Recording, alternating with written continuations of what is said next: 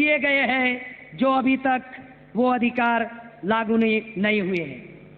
जो 89 प्रकार के जो धातु है, 89 प्रकार के धातु, ये महाराष्ट्र का मुख्यमंत्री देवेंद्र फडणवीस ही क्या, भारत का प्रधानमंत्री नरेंद्र मोदी या उसका बाप भी निकाल नहीं सकता, वो अधिकार नहीं दिया है। अगर मान लीजिए सरकार अगर वो 89 प्रकार के धातु अगर निकालना चाहती है तो ट्राइबल एडवाइजर कमेटी को और आदिवासी पंचायत को पूछना पड़ेगा। अगर ट्राइबल एडवाइजर कमेटी ने अगर मान लीजिए परमिशन दी तो गवर्नमेंट को रॉयल्टी ट्राइबल एडवाइजर कमेटी को देनी होगी और वो रॉयल्टी डिस्ट्रिक्ट ऑटोनॉमस काउंसिल में जमा होगी। अगर चंद्रपुर से कोयला निकाला जा रहा है, 2/12/85 को चंद्रपुर अनुसूची 5 में है, वहां पे कोयला निकाला जा रहा है, अरबों का कोयला निकाला जा रहा है, करोड़ों की रॉयल्टी होती है। अगर वो रॉयल्टी मिल जाए तो आदिवासी राजा बन जाए। रॉयल्टी मिल जाए, वो रॉयल्टी केवल और केवल मात्र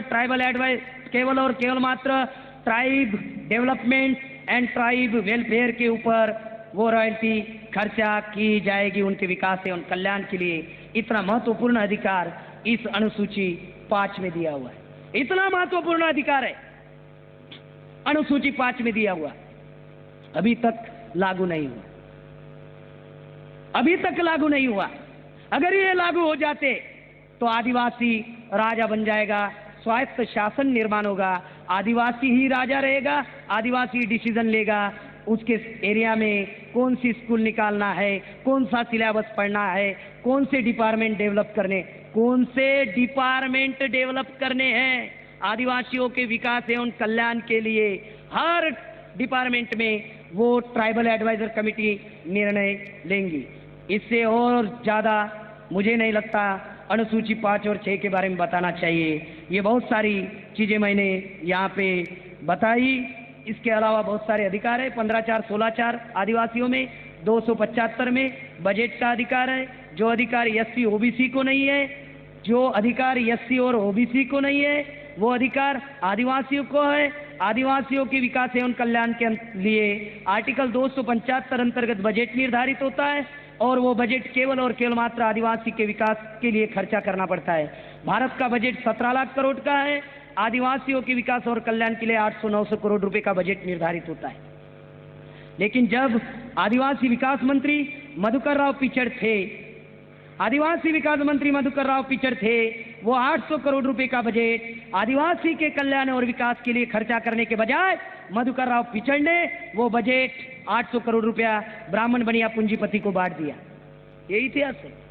और हमें बताया जाता है आदिवासियों का महान नेता मधुकर राव पिचड़, आदिवासियों का महान नेता मधुकर राव पिचड़ हमें बताया जाता है। मधुकर राव पिचड़ ये आदिवासी का नेता नहीं बल्कि आदिवासी समाज का बहुत बड़ा कीचड़ है। और डॉक्टर कहता है कीचड़ जितना रहेगा बीमारी उतनी ज्यादा फैलेगी। इसलिए साथियों, इस कीचड़ के बारे में पहले सोचो। हमारे लोग आधे हरकंड में, आधे हल्दी में पीले होने वाले लोग हैं। पिचड़ आ गए तो लग जाते कीचड़ उनके पीछे। मधुकर राव पिचड़ के साइन से कर दिया, ब्राह्मण बनिया को दे दिया आदिवासियों का बजट। इस तरह से साथियों, ये मौलिक अधिकार हम लोगों को दिए हुए हैं। इस संदर्भ में राष्ट्रीय आदिवासी एकता परिषद पूरे देश भर में हम लोग आंदोलन कर रहे हैं और उसके लिए हम लोगों ने अलग संगठन बनाया। अनुसूची 5 और 6 लागू होनी चाहिए, इसके लिए हम लोगों ने अलग संगठन, ताकि हमारे समाज के लोगों को प्रतिनिधित्व का अभाव समझ में आए। पहला उदाहरण है शेड्यूल कास्ट के लोगों का, फिर उसके बाद में आदिवासी का उदाहरण आएगा। लखनऊ के अधिवेशन में भारत मुक्ति मोर्चा के राष्ट्रीय अध्यक्ष माननीय वामन मेश्राम साहब ने एक बात कही। वो बात कौन सी कही? एक उदाहरण बताया जस्टिस अकोदिया साहब का कि हमारे समाज में प्रतिनिधित्व का अभाव कैसे है। वो उदाहरण मैं विदर्भा में मराठी में बताना चाहता हूं। मेश्राम साहेबांनी त्या ठिकाणी सांगितलं, लखनऊमध्ये तो उदाहरण सांगितलं की जयपूरला बामसेफचं राज्य अधिवेशन होतं। जयपूरला बामसेफचं राज्य अधिवेशन होतं प्रतिनिधित्वाचा अभाव आपल्या समाजामध्ये कसा आहे त्याचा हा उदाहरण आहे. बामसेफचं राज्य अधिवेशन जयपूरला होतं आणि त्या कार्यक्रमामध्ये R.K. अकोदिया साहेब जे इलाहाबाद हायकोर्टाचे जस्टिस होते ते अकोदिया साहेब त्या राज्य अधिवेशनामध्ये आले होते. R.K. अकोदिया साहेबांनी जेव्हा भाषणाला सुरुवात केली तेव्हा त्यांनी एक कहाणी सांगितली. जी कहाणी मेश्राम साहेबांनी लखनौच्या अधिवेशनमध्ये सांगितली ती कहाणी मी इथे सांगू इच्छितो, जेणेकरून आपल्याला प्रतिनिधित्वाचा अभाव चांगल्या पद्धतीनं कळेल. अकोदिया साहेब म्हणतात, जेव्हा अकोदिया साहेब जयपूरवरून जोधपूरला जात होते तेव्हा कारमध्ये जात होते आणि एका गाडीमध्ये 4 लोक जात होते. R.K. अकोदिया साहेब होते, चतुर्वेदी नावाचा ब्राह्मण होता, शेड्यूल कास्टचा MLA होता, 3 लोक आणि एक ड्रायव्हर असे 4 लोक जयपूरवरून जोधपूरला जात होते. 4 लोक जयपूरवरून जोधपूरला जात होते. जाता जाता मग वाटेमध्ये जंगल लागलं. जसंही जंगल लागलं चतुर्वेदी नावाच्या ब्राह्मण मंत्र्यांनी ड्रायव्हरला इशारा केला आणि गाडी बाजूला ड्रायव्हरनी थांबवलं. इशारा का म्हणून केला? कारण चतुर्वेदी नावाच्या ब्राह्मणाला संडास लागली होती. त्याच्यामुळे त्यांनी ड्रायव्हरला इशारा केला. गाडी बाजूला थांबली. बाजूला थांबल्यानंतर चतुर्वेदी ब्राह्मणांनी कंट्रोल नसेल होत, त्याच्यामुळे तो ब्राह्मण मंत्री धावत धावत रोडच्या बाजूला जे झाडं झुडपं होते त्या झाडा झुडपाच्या मागे जाऊन चतुर्वेदी नावाचा ब्राह्मण मंत्री जाऊन बसला. 1 मिनिट झाला आला नाही, 5 मिनिट झाला आला नाही, 10 मिनिट झाला आला नाही. गाडीमध्ये 4 होते, 1 बाहेर गेला. 3 लोक गाडीमध्ये बसलेली आहे. गाडीमध्ये R.K. अकोदिया साहेब, शेड्यूल कास्टचा MLA आणि ड्रायव्हर असे 3 लोक बसलेले आहे. 10 मिनिट झाले. चतुर्वेदी नावाचा ब्राह्मण मंत्री जो होता, जो संडास करायला गेला अजूनपर्यंत आला नाही, त्याच्यावरून शेड्यूल कास्टचा जो MLA आहे तो MLA R.K. अकोदिया साहेबांना म्हणतोय की अकोदिया साहेब, चतुर्वेदीजी संडासला गेले पण जाताना पाणी घेऊन नाही गेले. तर R.K. अकोदिया साहेब म्हणाले की चतुर्वेदीजी संडासला गेले आणि पाणी घेऊन गेले नाही, हा तर काही संसद आणि विधानसभाचा मुद्दा नाही. चतुर्वेदीला ढुंगण धुवायचं आहे किंवा नाही आहे तो निर्णय घेणार तुम्ही MLA आहे. तुम्ही समाजाचा विचार करायचं, समाजाचं चिंतन करायचं. तुम्ही समाजाने तुम्हाला निवडून दिलं, समाजाचं तुम्ही चिंतन करत नाही आणि तुम्ही चतुर्वेदीच्या ढुंगणाची चिंता करता. मला काही समजत नाही. R.K. अकोदिया साहेब त्या शेड्यूल कास्टच्या MLA म्हणत आहे प्रतिनिधित्वच नहीं, हमारे समाज में प्रतिनिधित्व ही नहीं है.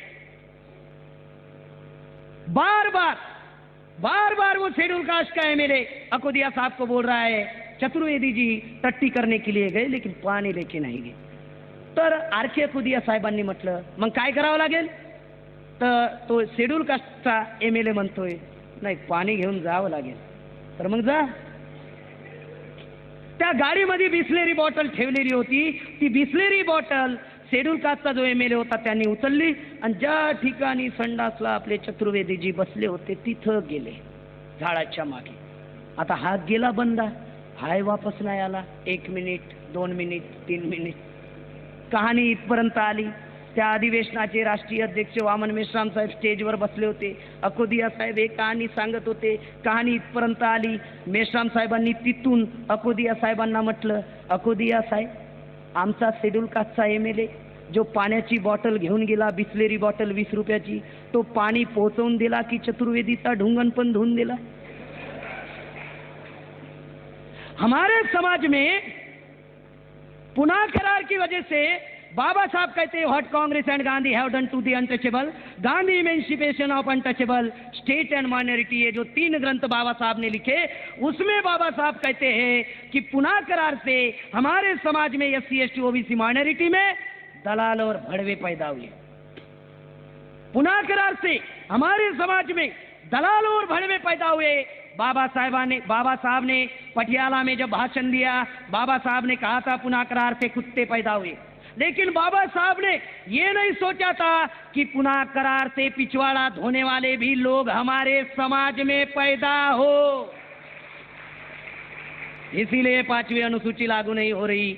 42 खासदार 450 आमदार एक तो पानी की बोतल पहुंचाने का काम कर रहे, नहीं तो धोखे देने का काम कर रहे, इसके अलावा दूसरा कोई काम नहीं कर रहे, इसलिए लागू नहीं हो रही। आप कितने भी चिल्लाओ, 25,000 जो संगठन समाज में काम कर रहे हैं ना, कितने भी मोर्चे निकालो, कितने भी धरने निकालो, मामला वहीं पे आने वाला है जहां पे 42 खासदार 450 आमदार है। दूसरा उदाहरण है शेड्यूल ट्राइब का। 2004 में जब मेंबर ऑफ पार्लियामेंट बनी थी, उसमें झारखंड का जो मंत्री था, वो मंत्री महिलाओं को बेचने के लिए विदेश लेके जा रहा था, उसको एयरपोर्ट पे पकड़ा गया। उसको पकड़ने के बाद उसकी विधानसभा, एमएलए तो वो गई, लेकिन विधानसभा सदस्य भी उसका रद्द हुआ। इससे सिद्ध होता है कि आदिवासी समाज में महिलाओं को बेचने वाले लोग पैदा किए। इस पुणे करार की वजह से 275 के अंतर्गत जो बजट तैयार होता है, अगर पिछड़ का जो उदाहरण आपको मैंने बताया, इससे सिद्ध होता है कि न बोलने वाले, न करने वाले, कुछ ना करने वाले लोग हमारे सब समाज में पैदा हुए। महाराष्ट्र में 25 लोग चुनकर जाते हैं, आदिवासियों के 25 लोग जो चुनकर जाते, वो 25 लोग न बोलने वाले लोग हैं, कुछ करने वाले लोग नहीं है।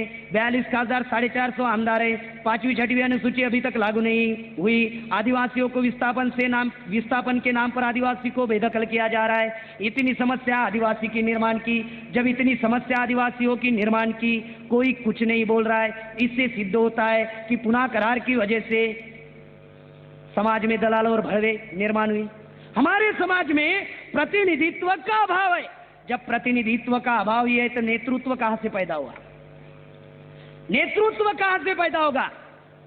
नेतृत्व अगर पैदा नहीं होगा तो वो समाज जो है, तो समाज गाई म्हशीचा कडप बनल्याशिवाय राहणार नाही। आणि गाई म्हशीच्या कडपाला जो राखणारा गुराखी असतो, तो कितवा वर्ग शिकलेला असतो? तेवढी अवकात आणून टाकली आपल्या समाजाची। प्रतिनिधित्वाचा अभाव, ज्याच्यामुळे आपल्या समाजामध्ये 5वी 6वी अनुसूची अजूनपर्यंत लागू झाली नाही। अभी दूसरा कारण है। दूसरा कारण क्या है?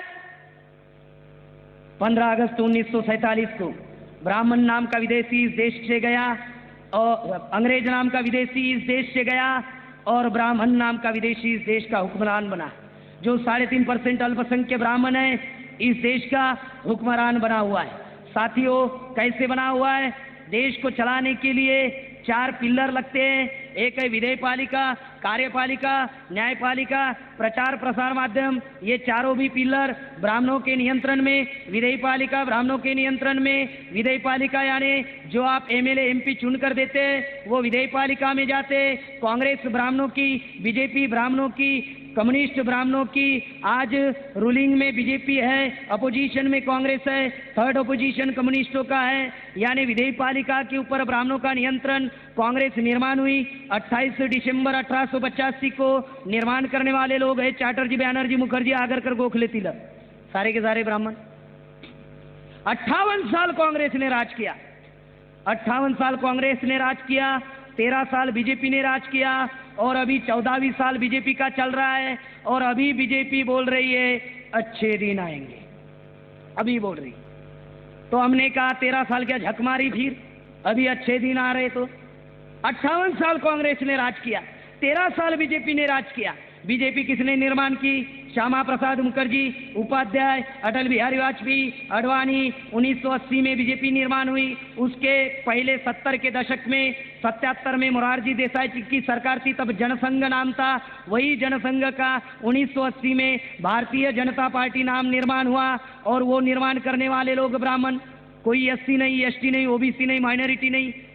एक तो कांग्रेस राज करता है या बीजेपी राज करता है, बीजेपी करता है या कांग्रेस, बीजेपी कांग्रेस, कांग्रेस बीजेपी। सापनाथ नागनाथ, नागनाथ सापनाथ, सीताराम नहीं तो राजाराम। हो गया सत्यानाश। बीजेपी कह रही है विधेयपालिका ब्राह्मणों के नियंत्रण में, विधेयपालिका ब्राह्मणों के नियंत्रण में पूरी की पूरी। 3.5% अल्पसंख्यक ब्राह्मण भारत का शासक है। कहां से लागू होगी 5वीं 6वीं अनुसूची? हमारी कोई औकात है? अच्छे दिन आएंगे। कौन से अच्छे दिन आने वाले हैं? मोदी ने बजट निर्धारित किया किसानों के लिए। मोदी ने बजट निर्धारित किया किसानों के लिए 300 करोड़ रुपए का बजट मोदी ने निर्धारित किया किसानों के लिए। भारत में अंग्रेजों का जब राज था तो 1925 में 15 रुपए तोड़ा कापूस था और 11 रुपए तोड़ा सोना था। भारत में अंग्रेज काल में कापूस 15 रुपए तोड़ा और सोना 11 रुपए तोला। अभी क्या है? अभी 2500-3000 रुपए क्विंटल कपास है और 30,000 रुपए तोला सोना है। हो गया सत्यानाश। अभी क्या है? उस काल में क्या था? 1925 में 15 रुपए क्विंटल कपास था और सोना 11 रुपए तोला था। कोई औकात थी सोने की? उस किसान के लिए जो भारत कृषि प्रधान देश है, उस किसानों के लिए नरेंद्र मोदी ने 300 करोड़ का बजट निर्धारित किया। हमारे भारत के किसान खुश हो गए। हमने 300 करोड़ का, भारत में जितने किसान हैं, एक किसान को कितना आता है इसका हमने आंकड़ा निकाला। भारत में जो किसान है 70 करोड़ किसान भारत में है। 70 करोड़ मल्टीप्लाई 300 करोड़, एक किसान को सिर्फ 4.25 रुपए आते हैं। अच्छे दिन आएंगे, मोदी कह रहा है अच्छे दिन आएंगे, और एक किसान के डेवलपमेंट के लिए एक साल में सिर्फ 4.25 रुपए। तो अभी मैं 12 तारीख से घूम रहा हूं तो मैं किसानों को पूछ रहा हूं 4.25 रुपयामध्ये कोणता तिफन येते रे वाहन पावडा येते? अच्छे दिन आएंगे।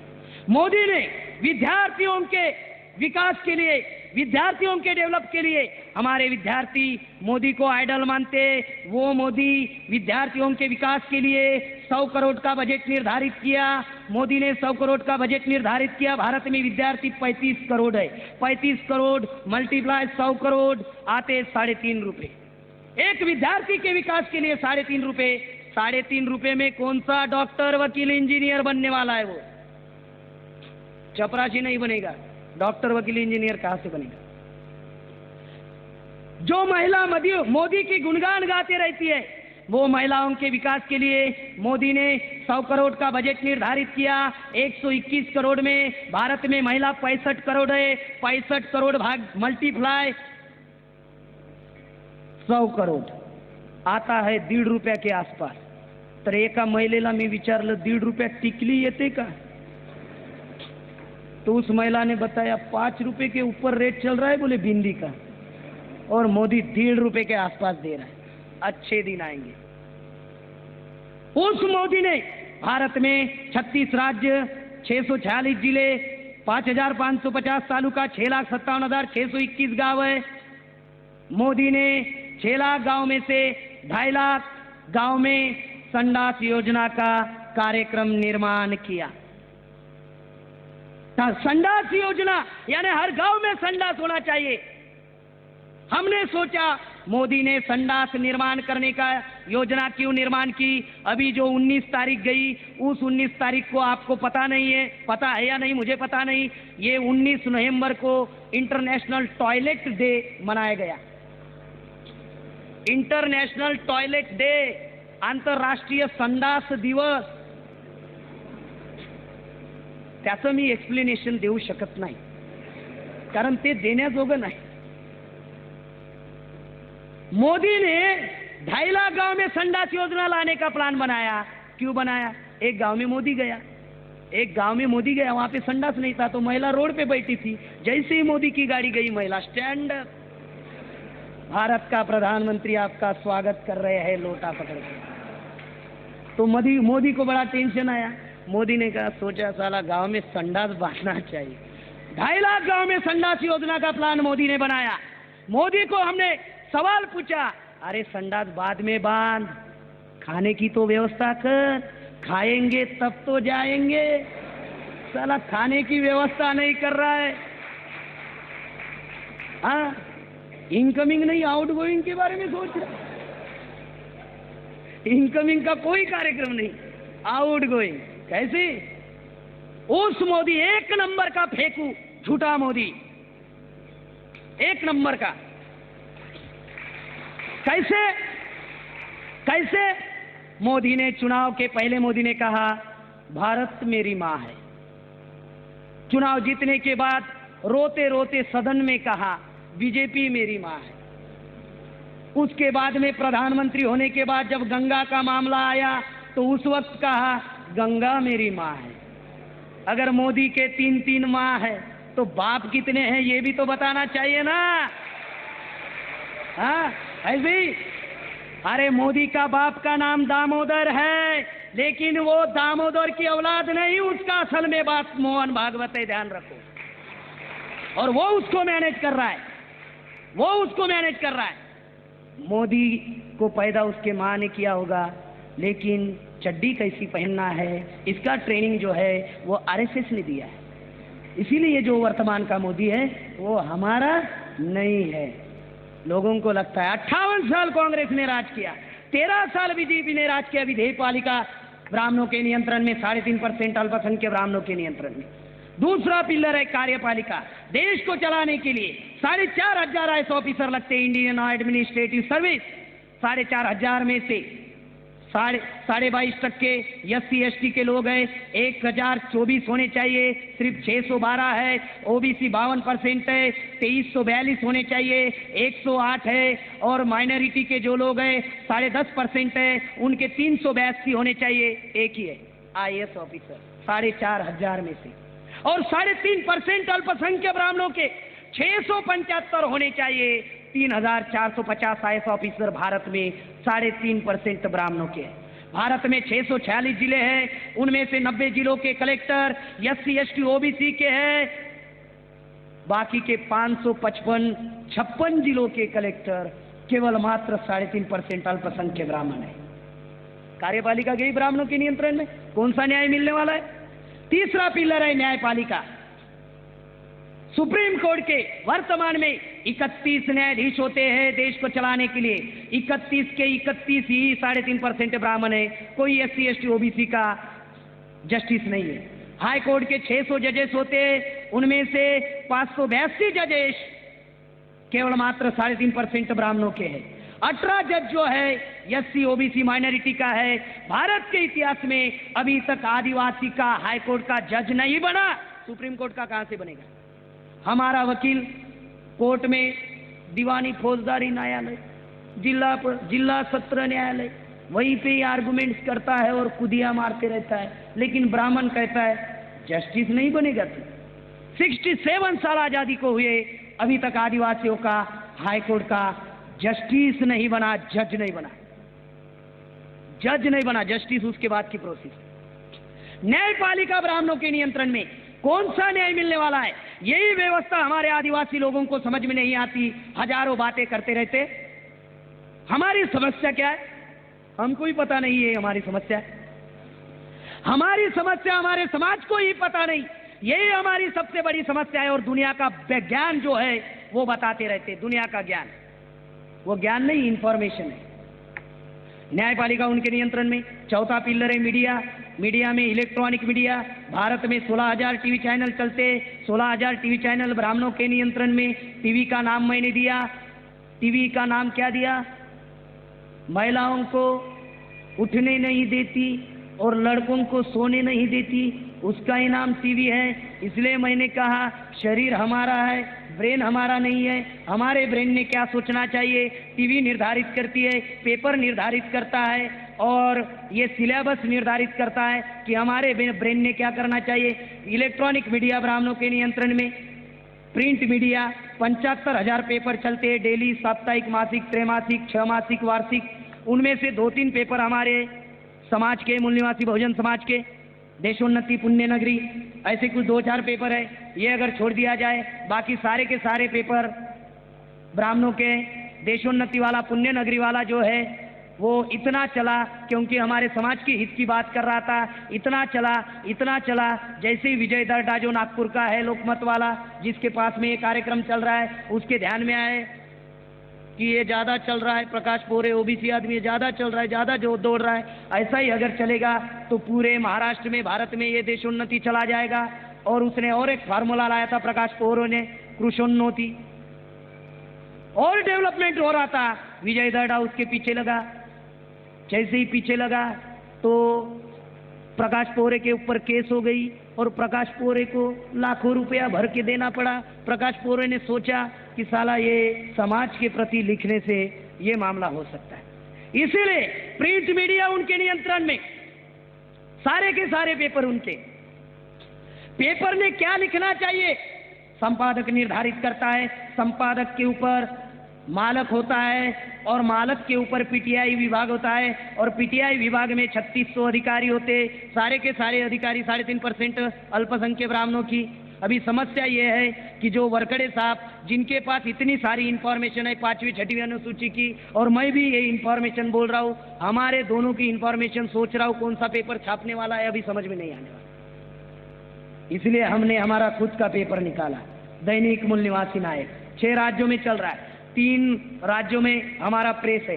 अहमदाबाद में गुजरात राजस्थान का पेपर निकालते हैं, पुणे में प्रेस है, महाराष्ट्र गोवा का पेपर निकालते हैं, लखनऊ में प्रेस है, दिल्ली और यूपी का पेपर निकालते हैं। आने वाले दिनों में हम लोग 32 राज्य में पूरा पेपर चलाने वाले हैं। ये डेवलपमेंट है। उसके बाद में ट्रेडिशनल मीडिया, वोकल मीडिया इतना खतरनाक मीडिया है। वो ट्रेडिशनल मीडिया, जितने भी टीवी पर दिखने वाले जो महाराज है, वो महाराज नहीं बल्कि ब्राह्मणों के विचारों के प्रचारक है। आप लोग महाराज करते हो, आसाराम बापू, नित्यानंद महाराज, भेगानंद महाराज, डोंगरे महाराज, जितने भी महाराज है सारे के सारे ये महाराज नहीं बल्कि आरएसएस विश्व हिंदू परिषद के प्रचारक है। रामदेव बाबा, सभी समस्याओं का समाधान योग से होगा। अजूनपर्यंत स्वतःचा डावा डोळा दुरुस्त करू शकला नाही, पण लोकांना सांगतो सभी समस्याओं का समाधान योग से होगा, और मंच पे कुदिया मारते रहता है 1 2 3 4। अबे पहले आंख तो दुरुस्त कर अपनी, हाँ, उसके बाद में बता। ये प्रचारक है ब्राह्मणों के, ब्राह्मणी व्यवस्था बनाए रखने के लिए काम कर रहे। वोकल मीडिया में आरएसएस के 10,000 पूर्णकालीन प्रचारक है, देश भर हम लोगों को गुलाम बनाने के लिए काम करते हैं। ये व्यवस्था है जिसकी वजह से 5वीं और 6वीं अनुसूची अभी तक लागू नहीं। हम लोगों को गुलाम बनाने के लिए 100 संगठन का उन लोगों ने निर्माण किया। सामाजिक व्यक्ति हमारा काम करता है आरएसएस में, तग्गल व्यक्ति हमारा खाता है बाप का माल और काम करता है बजरंग दल में। संगठन ब्राह्मणों का, आदमी बहुजनों का, 100 संगठन का निर्माण किया। हम लोगों ने कहा पे काम करना चाहिए।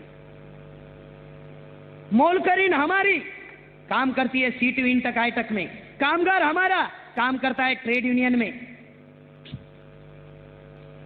मानव का विचार रखने वाला व्यक्ति हमारा बहुजन का काम करता है निरंकारी मंच में।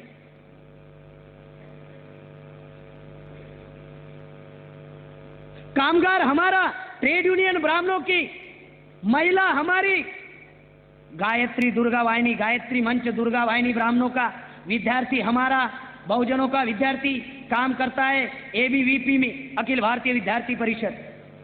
किसान हमारा शरद जोशी शेतकरी संघटना ब्राह्मणांची। 100 संगठन, हाँ, यानी 100 संगठन हम लोगों को गुलाम बनाने के लिए निकाले। 100 संगठन। पॉलिटिकली मोटिवेट व्यक्ति हमारा काम करता है कांग्रेस, बीजेपी, कम्युनिस्टों में। मुझे आप बताइए फिर कैसे समस्याओं का समाधान होगा? हमारी समस्याओं का कोई समाधान होने वाला नहीं है, क्योंकि 3.5% अल्पसंख्यक ब्राह्मण की ये व्यवस्था है जिस व्यवस्था में हमारी हजारों समस्याएं। इसीलिए 5वीं और 6वीं अनुसूची अभी तक लागू नहीं हुई, क्योंकि ब्राह्मणों ने प्लान बनाया। क्या प्लान बनाया? अगर आदिवासियों को 5वीं और 6वीं अनुसूची अगर लागू करते हैं, अगर ऐसा होता है और भारत में आदिवासियों का स्वायत्त शासन अगर निर्माण करता होता है, ब्राह्मण सोच रहा है अगर आदिवासी को लागू करते हैं और भारत में आदिवासियों का स्वायत्त शासन अगर निर्माण होता है, अगर ऐसा होता है तो क्या होगा? यस्सी कहेगा। यस्सी क्या कहेगा? हमें भी स्वायत्त शासन लागू करो। मामला यहाँ पे यस्सी कहेगा हमें भी स्वायत्त शासन लागू करो, फिर यस्सी को स्वायत्त शासन देना पड़ेगा। फिर यस्सी को अगर स्वायत्त शासन लागू हुआ तो ओबीसी कहेगा अगर आदिवासी को स्वायत्त शासन है, यस्सी को स्वायत्त शासन है, हमें भी स्वायत्त शासन मिलना चाहिए। अगर ऐसा होगा तो क्या होगा? याद करो जो वो स्टेटमेंट जो मैंने बताया था 1948 में, इस स्वायत्त शासन की वजह से एससी एसटी ओबीसी का ध्रुवीकरण होगा और ब्राह्मण जो है हमारी जूतों की लेस छोड़ने में गर्व महसूस करेगा। इसीलिए इस देश का ब्राह्मण आदिवासियों को 5वीं और 6वीं अनुसूची लागू नहीं कर रहा है। साथियों, इस चीज को आप लोगों ने समझना चाहिए, जानना चाहिए। इसलिए समस्या हमारी है, समाधान अटल बिहारी नहीं होगा। अगर समाधान चाहते हो तो हमें इस देश में राष्ट्रव्यापी जन आंदोलन निर्माण करना होगा। इसलिए आदिवासी आदिवासी के नाम पे लड़ाई लड़ेगा, मार खाने वाला है। हमारी जो समस्या है वही समस्या एससी ओबीसी माइनॉरिटी के है। सब लोग साथ में रहकर हम लोगों को लड़ाई लड़नी होगी। और भारत मुक्ति मोर्चा के द्वारा माननीय राष्ट्रीय अध्यक्ष वामन मेश्राम साहब के द्वारा जो राष्ट्रव्यापी जन आंदोलन का कारवा पूरे देश भर में चल रहा है, इस कारवा में आदिवासी लोग शामिल होना चाहिए। क्योंकि मैं अभी तक जितने स्टेट घूम चुका हूँ, जितने संगठन को मैंने मिला और जाना है, मुझे अभी तक भारत में आदिवासियों की समस्याओं का समाधान करने वाला कोई आदमी नहीं मिला। वामन मेश्राम साहब ये ऐसे एकमात्र व्यक्ति है जो व्यक्ति पिछले 40 सालों से एससी एसटी ओबीसी माइनॉरिटी मूल निवासी जो बहुजन समाज है, इसकी ये समाज आज़ाद होना चाहिए। इसके लिए आज़ादी का कारवा इस देश में चल रहा है, तो इसमें आप लोग शामिल होना चाहिए। बताने के लिए बहुत सारी चीज़ें हैं, लेकिन कुछ चीज़ें समय की वजह से रिजर्व करनी पड़ रही है। क्योंकि बाहर जिला से हमारे बहुत सारे कार्यकर्ता पूरे विदर्भ से यहाँ से आए हुए हैं, गाड़ियों से आए हुए हैं, उनको भी जाने के लिए समय लगेगा। इसलिए जो मूल निवासी बहुजन समाज के लोग जो यहाँ पे आए हुए हैं, उन सभी का मैं अभिनंदन करता हूँ। लास्ट में 1 मिनट की सिर्फ कहानी बताता हूँ। साथियों, जंगलामध्ये आग लागली होती, जंगलामध्ये वणवा लागला होता। वणवा एवढा भयंकर होता की सगळे जनावर आणि पक्षी उडून गेले होते। वणवा एवढा भयंकर होता की सगळे जनावर आणि पक्षी उडून गेले होते। पण एक पक्षी जंगलामध्ये त्या आगीकडे पाहून, त्या वनवाकडे पाहून चिंतन करत होता आणि उडत उडत नदीकडे जात होता आणि चोचीमध्ये पाणी आणून त्या वनव्यावरती टाकत होता। त्या पक्षीचं नाव होतं चिऊताई। वनवा लागला, भयंकर वनवा लागला, सगळे पक्षी आणि जनावर पडून गेले। चिऊताई तो वनवा पाहून की माझं जंगल जळून खाक होणार हे भाव तिच्या मनात निर्माण झालं। उडत उडत नदीच्या काठानी जायची, चोचीमध्ये पाणी घ्यायची, आगीवरती आणून टाकायची। हे सगळं कावळा दुरून पाहत होता आणि कावळा पाहून हसत होता। जेव्हा कावळा पाहून हसत होता, हसता हसता तो चिऊताईला म्हणाला, चिऊताई लवकरात लवकर तू पण इथून पडून जा, बाकीचे पडून गेले, मी पण पडून राहिलो। जर तू पडून जर जाशील नाही, कारण तू ज्या चोचीमध्ये पाणी आणत आहे त्या चोचीनं काही वनवा विझणार नाही, त्या चोचीतल्या पाणीनं वनवा विझणार नाही।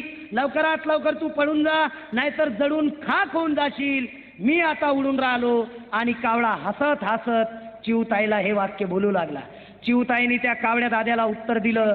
ते उत्तर तुम्हा लोकांना सांगावंसं वाटते, ते उत्तर तुम्हा लोकांना सांगावंसं वाटते। मित्रांनो, चिऊताई त्या कावळ्या दाद्याला म्हणाली, कावळे दादा, जंगलामध्ये वनवा लागलेला आहे, भयंकर आहे, हेही मला माहिती आहे। वनवा लागलेला आहे, भयंकर आहे, हेही मला माहिती आहे। माझ्या चोचीतल्या पाण्याने वनवा विझणार नाही, हेही मला माहिती आहे। पण कावळे दादा, एक गोष्ट लक्षात ठेव, जेव्हा या जंगलाचा इतिहास लिहिला जाणार आणि जेव्हा वनवा विझवणाऱ्याचा इतिहास लिहिला जाणार, तेव्हा विझवणाऱ्याच्या इतिहासामध्ये निश्चित माझं नाव लिहिलं जाणार आणि हसणाऱ्याच्या इतिहासामध्ये निश्चितच कावड्या दादा तुझं नाव लिहिलं जाणार। मित्रांनो, बामसेफ भारत मुक्ती मोर्चाच्या माध्यमातून नवीन इतिहास लिहिण्याचा कार्यक्रम या देशामध्ये सुरू झालेला आहे।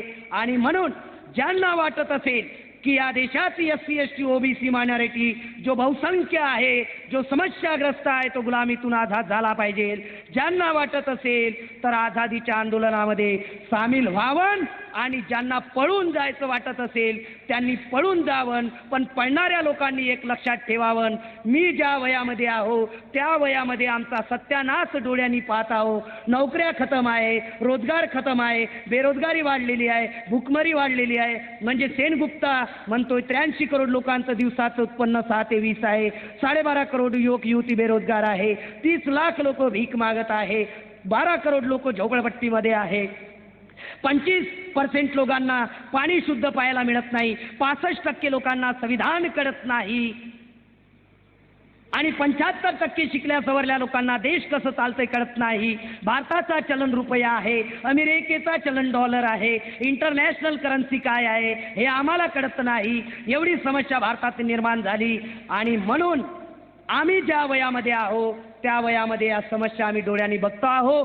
येणाऱ्या काळामध्ये निश्चित जेव्हा आमची पिढी आमच्या वयात येणार आणि आम्ही जर काही करणार नाही तर त्या पिढीचं भविष्य खतम राहणार आहे. आम्ही जर बेरोजगार आहो तर आमची पिढी येणारी भीक मागल्याशिवाय राहणार नाही आणि जेव्हा ती पिढी भीक मागणार तेव्हा या आझादी आंदोलनातून पडून जाणाऱ्या लोकांना ती पिढी एकच म्हणेल की माझा बाप हा गांडू होता. ही गोष्ट लक्षात ठेवा. माझं तुम्ही ऐकून घेतलं त्यामुळे धन्यवाद, आभार. जय मूल निवासी, जय आदिवासी. बोलो 85, बोलो 85.